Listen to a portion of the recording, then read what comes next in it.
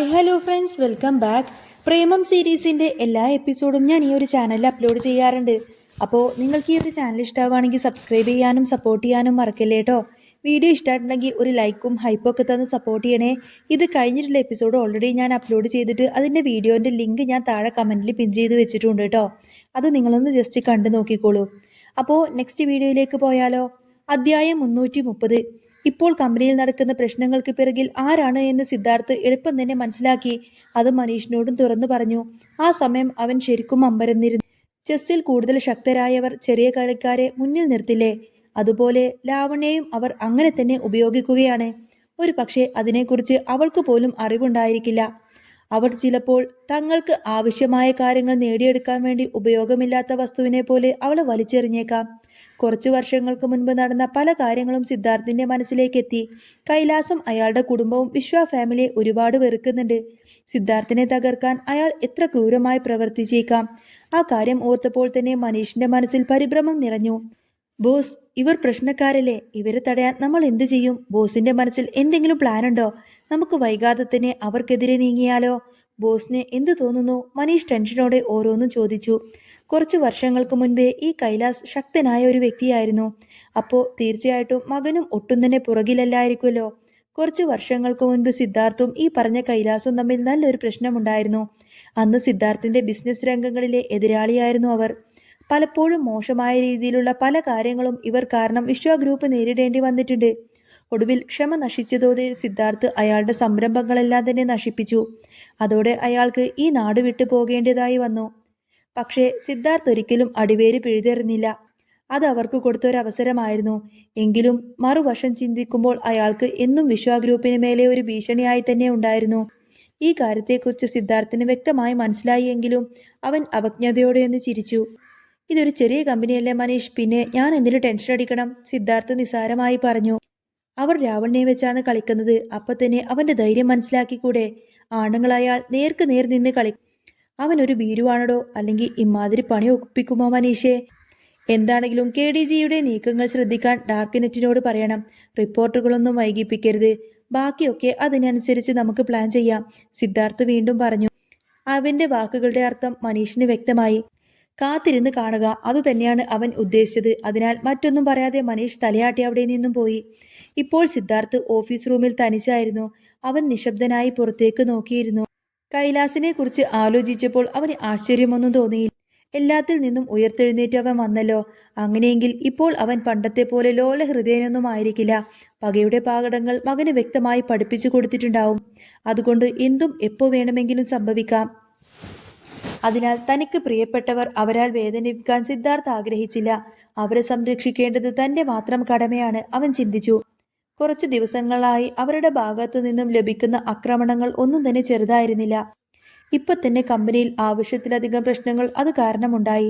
പക്ഷേ അതുപോലെ തന്നെ ഇനിയും മുന്നോട്ടു പോവാൻ അനുവദിക്കരുത്. തൽക്കാലം നേരിട്ടവർ മുന്നിൽ തന്നെ പ്രത്യക്ഷപ്പെടുവരെ കാത്തിരിക്കാം. ഏറ്റവും അനുയോജ്യമായ നിമിഷം തന്നെ പ്രതികരിക്കണം. സിദ്ധാർത്ഥ് ആ കാര്യം മനസ്സിൽ ഉറപ്പിച്ചു. അതിനുള്ള ആയുധം അവൻ മൂർച്ച കൂട്ടി സൂക്ഷിച്ചു വെച്ചിരുന്നു.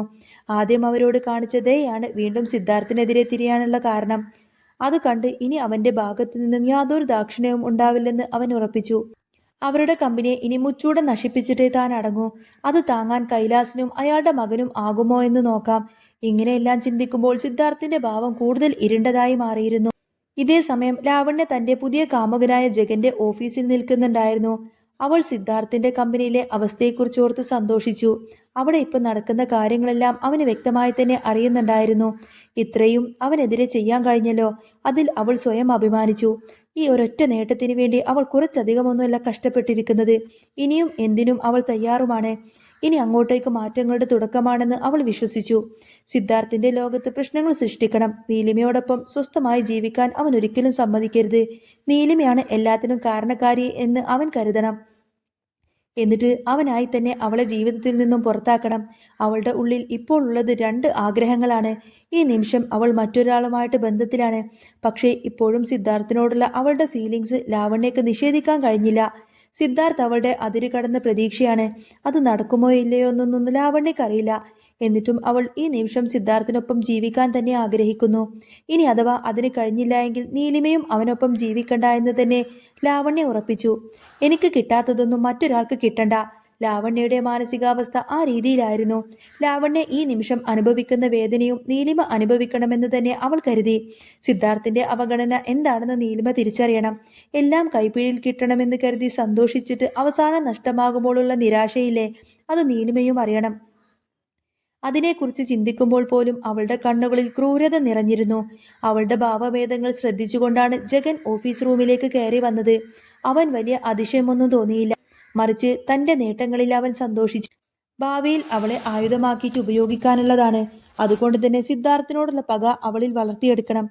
അത് അയാളെ സംബന്ധിച്ചിടത്തോളം അത്യാവശ്യമായ കാര്യമായിരുന്നു. ലാവണ്യയുടെ ഫാമിലിയെ പറ്റിയിട്ടും അവൻ ഇതുവരെ ചിന്തിച്ചിട്ടില്ല. പക്ഷേ സിദ്ധാർത്ഥിനെതിരെ ഒരു യുദ്ധം ചെയ്യാൻ തീർച്ചയായിട്ടും ഇവളെ ആവശ്യമാണ്. അതുകൊണ്ട് ലാവണ്യെ പരമാവധി ഉപയോഗപ്പെടുത്തണം. അതിനെപ്പറ്റി കൂടുതൽ ചിന്തിക്കുന്തോറും അവന്റെ ചുണ്ടിൽ ഒരു പുഞ്ചിരി വിരിഞ്ഞു. അവൻ വേഗത്തിൽ തന്നെ അവൾക്കരികിലേക്ക് എത്തി.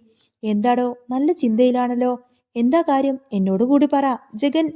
ജഗൻ ലാവണ്യക്ക് ഇരുവശത്തും കൈ കുത്തിക്കൊണ്ട് തന്നെ ചോദിച്ചു. ഒപ്പം അവളുടെ മുടിയിഴകൾ ഒന്ന് ഒതുക്കി വെച്ചു. ഹേയ്, അതൊന്നുമില്ല. പെട്ടെന്ന് ഞെട്ടിയെങ്കിലും അവൾ നിസ്സംഗതയോടെ പറഞ്ഞു. എന്തോ ഞാൻ ഇന്ന് നല്ല ടയേർഡാണ്. അല്ല, നിങ്ങളെന്താ പെട്ടെന്ന് വന്നേ? ലാവണ്യ ചോദിച്ചു. സിദ്ധാർത്ഥിന്റെ പ്രോജക്റ്റ് നേടിയതിനുള്ള മീറ്റിംഗിന് വേണ്ടിയിട്ട് അവൻ പോയതാണ്. ഇത്രയും പെട്ടെന്ന് ജഗൻ തിരിച്ചു വരുമെന്ന് ലാവണ്യ കരുതിയിരുന്നില്ല. എന്തേ ഞാൻ പെട്ടെന്ന് തിരിച്ചു വന്നത് നിനക്ക് ഇഷ്ടായില്ലേ? അവൻ കുസൃതിയോട് ചോദിച്ചു. അയ്യോ, അങ്ങനെയൊന്നുമില്ല. ശരിക്കും ഞാൻ നിന്നെ ഒരുപാട് മിസ് ചെയ്തു. നീ വരാൻ വേണ്ടി ഞാൻ കാത്തിരിക്കുകയായിരുന്നില്ലേ? എന്നെ കണ്ടിട്ട് അങ്ങനെ തോന്നുന്നില്ലേ? ലാവണ്യ ചിരിച്ചുകൊണ്ട് പറഞ്ഞു. സത്യത്തിൽ അവന്റെ കമ്പനിയെ പറ്റിയിട്ട് അറിയാനാണ് അവൾ അങ്ങോട്ടേക്ക് വന്നത്. പക്ഷേ അതിൽ കാര്യമായ വിജയം കണ്ടെത്താൻ ലാവണ്യക്ക് കഴിഞ്ഞില്ല. പക്ഷേ ആ കാര്യം ജഗന് മനസ്സിലാവാതെ തന്നെ നോക്കണമല്ലോ. അതിനു വേണ്ടി തന്നെ അവൾ നന്നായി അവന്റെ മുന്നിൽ അഭിനയിച്ചു. എന്നാൽ അവൻ വളരെ ബുദ്ധിയുള്ള ഒരു വ്യക്തിയായിരുന്നു. തനിക്കെതിരെ നിൽക്കുന്ന വ്യക്തി എന്തൊക്കെ ചിന്തിക്കാമെന്ന് അവന് ഊഹിച്ചെടുക്കാൻ നല്ല കഴിവുണ്ട്. അതുകൊണ്ട് ഒറ്റ നോട്ടത്തിൽ തന്നെ ലാവണ്യയുടെ ഉദ്ദേശം അവന് മനസ്സിലായി. എന്നിരുന്നാലും അറിഞ്ഞതായി നടിച്ചില്ല. അവളെ കൂടെ നിർത്തേണ്ടത് അവന്റെ ആവശ്യമായിരുന്നല്ലോ. അവൻ ചിന്തകൾ മനസ്സിലൊതുക്കി. പിന്നെ ലാവണ്യയിലേക്ക് മുഖമടുപ്പിച്ചു. അവളുടെ ചെവിയിൽ മൂക്കുരുമി.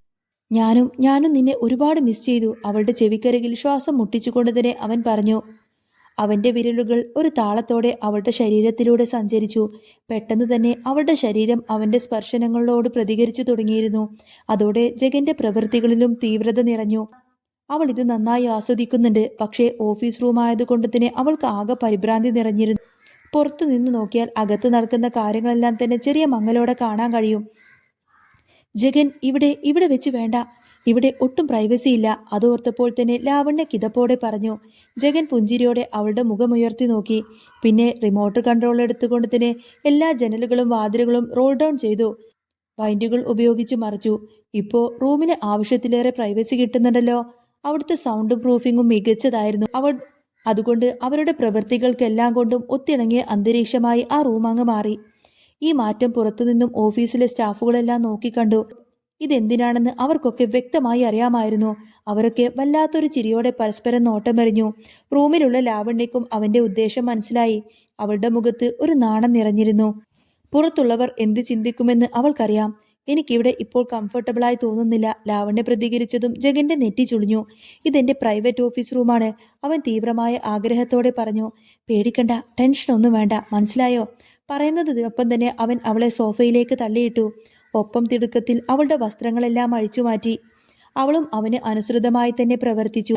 അവന്റെ ശക്തിയും സ്വാധീനവും ഉപയോഗിക്കാൻ ശ്രമിക്കുന്നത് പോലെ അവളുടെ ശരീരം ഉപയോഗിക്കാൻ അവൻ ശ്രമിച്ചു.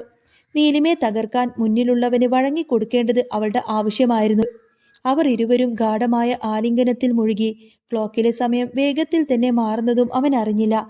ഈ സമയം ലാവണ്യ നെറ്റിച്ചുളിക്കുന്നതും എല്ലായ്പ്പോഴും കണ്ണുകൾ ഇറുക്കി അടക്കുന്നതെല്ലാം തന്നെ അവൻ ശ്രദ്ധിച്ചിരുന്നു. ഈ കാര്യത്തിൽ അവൾക്ക് നല്ല രീതിയിൽ അനുഭവമുണ്ടെന്ന് അവന് മനസ്സിലായി. ഈ സമയത്ത് നീ എന്താ ചിന്തിക്കുന്നത്? കിതച്ച ശ്വാസത്തോടെ അവൻ ലാവണ്യയോട് ചോദിച്ചു. അവൾ പെട്ടെന്ന് ഞെട്ടി കണ്ണുകളൊക്കെ തുറന്നു. പിന്നെ പുഞ്ചിരിച്ചു. ഈ നിമിഷം ആസ്വദിക്കുന്നത് പോലെ അങ്ങ് അഭിനയിച്ചു. ഞാൻ നിന്നെക്കുറിച്ച് തന്നെയാ ജഗൻ ചിന്തിക്കുന്നത്, അവൾ പറഞ്ഞു. പക്ഷേ പെട്ടെന്ന് ലാവണ്യയുടെ മനസ്സിൽ സിദ്ധാർത്ഥിന്റെ മുഖം അങ്ങ് കടന്നു വന്നു. അവൻ വീണ്ടും നെറ്റിച്ചുളിച്ചു. അവളുടെ ചിന്തകളും ശ്രദ്ധയില്ലായ്മയും അവൻ തിരിച്ചറിഞ്ഞു. തന്റെ ആത്മാഭിമാനത്തിന് മുറിവേൽപ്പിക്കുന്നത് പോലെ അവന് തോന്നി. അവന്റെ മുഖത്ത് അലോസരം നിറഞ്ഞു. ഓ ഗോഡ്, നീ എന്താ വീണ്ടും ചിന്തിക്കുന്നത്? അവൻ അമർഷത്തോടെ ചോദിച്ചു. ഹേയ് ഒന്നുമില്ല സിദ്ധു പ്ലീസ്, അവൾ സാധാരണ എന്ന പോലെ അങ്ങ് പറഞ്ഞു. സിദ്ധാർത്ഥന്റെ പേര് കേട്ടതും ജഗന്റെ മുഖം അങ്ങ് വലിഞ്ഞു മുറുകി. അവൻ ലാവണ്യെ പെട്ടെന്ന് അങ്ങ് തള്ളി മാറ്റിക്കൊണ്ട് തന്നെ ചാടി എഴുന്നേറ്റു. അവർക്കിടയിൽ വല്ലാത്തൊരു നിശബ്ദത പടർന്നു. ക്ലോക്കിന്റെ സൂചി ചലിക്കുന്ന ശബ്ദം മാത്രം അവിടെ നിറഞ്ഞു നിന്നു. തന്റെ ശരീരത്തിലെ പിരിമുറുക്കവും തണുപ്പും ലാവണ്യ വ്യക്തമായി മനസ്സിലാക്കി. അവളിൽ ഭയം നിറഞ്ഞു. എന്തെങ്കിലും പ്രതികരിക്കുന്നതിന് മുൻപേ തന്നെ ഇരുവരും കുറച്ചു നിമിഷങ്ങൾ നിശബ്ദമായി പരസ്പരം നോക്കി നിന്നു. താൻ ശരിക്കും സ്നേഹിച്ച പുരുഷന്റെ പേര് വിളിച്ചതിൽ അവൾക്ക് വിഷമം തോന്നി. മോഹത്താൽ തുടുത്തു നിന്ന ലാവണ്യയുടെ മുഖം വിളറി.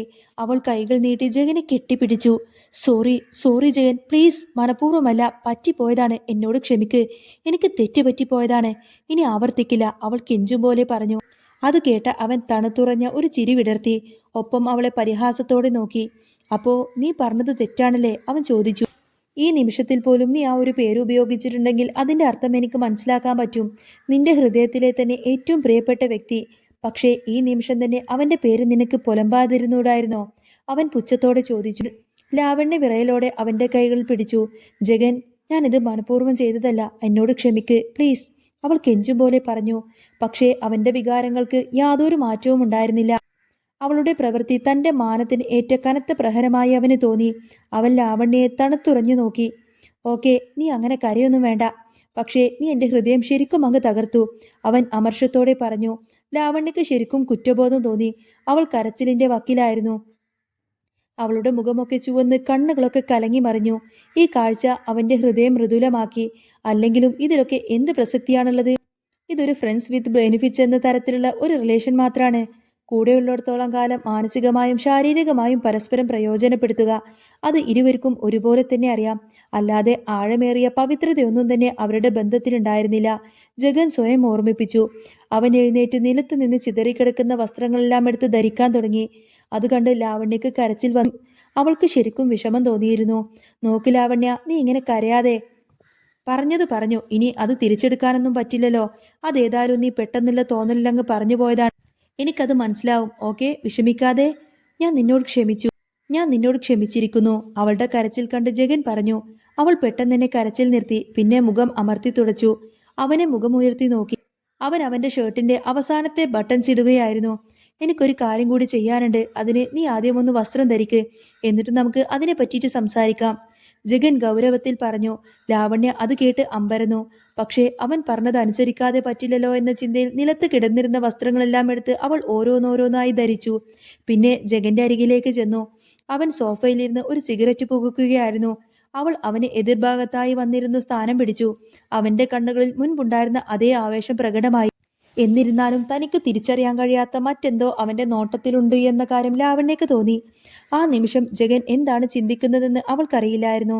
അവനൊരു വാക്കുപോലും പറയാതെ അവളെ നോക്കി ക്ഷമയോടെ പുകവലിച്ചു. ലാവണ്യക്ക് അവളുടെ ഹൃദയത്തിൽ എന്തോ കനത്ത ഭാരം തോന്നി തുടങ്ങിയിരുന്നു. ലാവണ്യ, ഞാൻ നിന്നോടൊരു കാര്യം ചോദിക്കട്ടെ? പെട്ടെന്ന് അവൻ അവളെ വിളിച്ചു. അവൾ മൂളാൻ പോലും അശക്തയാണെന്ന് ലാവണ്യക്ക് സ്വയം തോന്നി. Do you love me? അവൻ ചോദിച്ചു. ലാവണ്യ ഒന്നും മിണ്ടാതെ അവനെ തന്നെ നോക്കി. അവൻ ഇങ്ങനൊരു ചോദ്യം ചോദിക്കുമെന്ന് അവൾ ഒട്ടും പ്രതീക്ഷിച്ചിരുന്നില്ല. അവർ ഇരുവരും തമ്മിൽ ഒരു ഫിസിക്കൽ റിലേഷൻഷിപ്പ് ഉണ്ട്. പക്ഷേ വൈകാരികമായ ആഴത്തിലുള്ള ബന്ധമൊന്നും അതിനെക്കുറിച്ച് അവൾ ഇതുവരെ ചിന്തിച്ചിട്ടില്ല. ഹാ, ഓഫ് കോഴ്സ്, ഞാൻ നിന്നെ സ്നേഹിക്കുന്നു ജഗൻ. അങ്ങനെ ഒരു മറുപടി അവന് നൽകുകയല്ലാതെ അവൾക്ക് മുന്നിൽ മറ്റൊരു വഴിയുമുണ്ടായിരുന്നു. അവൻ അവളെ വിശ്വസിച്ചില്ല. പകരം ജഗൻ അവളെ നോക്കിയിട്ടൊന്ന് പരിഹാസത്തോടെ ചിരിച്ചു. എനിക്കങ്ങനെ തോന്നുന്നില്ല, മറിച്ച് ശരിക്കും നീ എന്നെ പ്രതികാരത്തിന് വേണ്ടിയിട്ട് യൂസ് ചെയ്യുകയാണ്. സിദ്ധാർത്ഥ വിഷയോടുള്ള പ്രതികാരത്തിന് വേണ്ടി. ഞാൻ പറഞ്ഞത് ശരിയല്ലേ ലാവണ്യ? അവൻ പുച്ഛത്തോടെ ചോദിച്ചു. ആ സമയം അവന്റെ കണ്ണുകളിൽ നിരാശ മൂടിയിരുന്നു. വിഷമവും ദേഷ്യവും അമർഷവും എല്ലാം അവനിൽ മിന്നിമാഞ്ഞു. എപ്പോഴെങ്കിലും പിരിഞ്ഞു പോയേക്കാവുന്ന ബന്ധമാണെന്നറിഞ്ഞിട്ട് തന്നെയാണ് ഇതിലേക്ക് എടുത്തു ചാടിയത്. എന്നിട്ടും താൻ ഇത്രമാത്രം അസ്വസ്ഥനാവാൻ കാരണമെന്താണെന്ന് അവൻ ചിന്തിച്ചു. ജഗൻ അതിനിടയിൽ ലാവണ്യയുടെ സ്വരം കേട്ടു. ഞാൻ നിന്നെ ശരിക്കും സ്നേഹിക്കുന്നു ജഗൻ. എന്നെ നീ എന്താ വിശ്വസിക്കാത്തത്? അവൾ വേദനയോടെ ചോദിച്ചു. ആ നിമിഷം മറുപടിയൊന്നും പറയാതെ അവൻ തീർത്തും നിശബ്ദനായിരുന്നു. ഒപ്പം വീണ്ടും തണുത്തിറഞ്ഞ മിഴികളോടെ അവളെ നോക്കിയിരിക്കുന്നതും കാണിച്ചുകൊണ്ടാണ് എപ്പിസോഡ് പൂർണ്ണമാവുന്നത്. ഇനി ഇത് കഴിഞ്ഞിട്ടുള്ള എപ്പിസോഡ് ഓൾറെഡി ഞാൻ അപ്ലോഡ് ചെയ്തിട്ടുണ്ട്. അത് കേൾക്കാൻ താല്പര്യമുണ്ടെങ്കിൽ നമ്മുടെ വീഡിയോൻ്റെ കമൻറ്റിൽ പിൻ ചെയ്ത് വെച്ചിട്ടുണ്ട് കേട്ടോ. പിന്നെ വീഡിയോ ഇഷ്ടമായിട്ടുണ്ടെങ്കിൽ ലൈക്കും ഹൈപ്പും സബ്സ്ക്രൈബൊക്കെ ചെയ്ത് സപ്പോർട്ട് ചെയ്യണേ. നിങ്ങളുടെ സപ്പോർട്ടൊന്നും കൊണ്ട് മാത്രമാണ് ഞാൻ ഡെയിലി വീഡിയോസ് ഇടുന്നത്. ഇനി ലോങ് വീഡിയോസ് 5 എപ്പിസോഡ് ഒരുമിച്ചൊക്കെ ഇടണമെന്ന് താല്പര്യം ഉണ്ടെങ്കിൽ നിങ്ങളൊന്ന് കമൻറ്റ് ചെയ്താൽ മതി കേട്ടോ. നിങ്ങളുടെ ഇഷ്ടത്തിനനുസരിച്ച് ഞാൻ ഡെയിലി വീഡിയോസൊക്കെ ഇടുന്നതായിരിക്കും. അപ്പോൾ ഇനി നെക്സ്റ്റ് വീഡിയോ ആയിട്ട് കാണാം. Bye bye.